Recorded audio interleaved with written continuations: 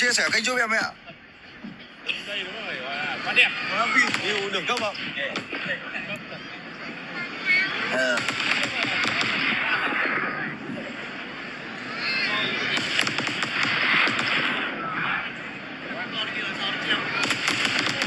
Ôi ôi, vài đẹp thế. Ui, quá đẹp.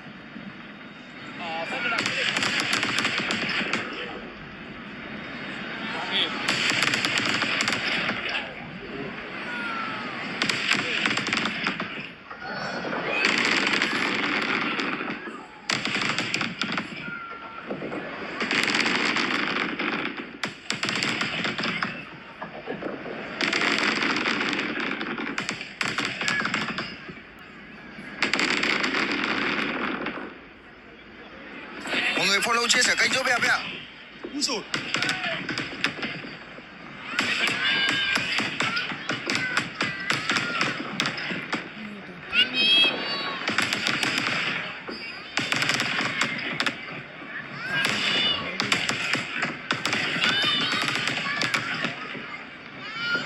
Ui dồi ôi.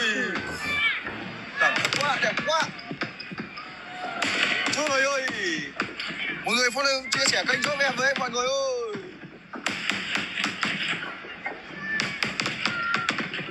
Ngồi yên đi, ngồi yên đi.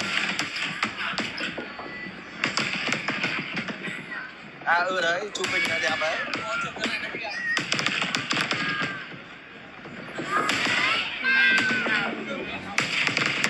Mười mấy tạ. Tụt rồi nó mất mạng. Thì còn 2 mấy này.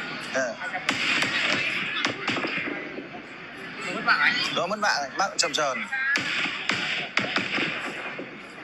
Anh tắt bình luận chưa? Chưa anh tắt được. Rồi lên dưới cái ca là chỉ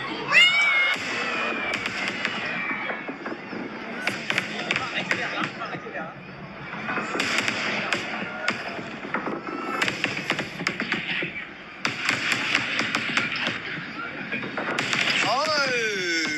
Mọi người follow chia sẻ kênh giúp em ạ.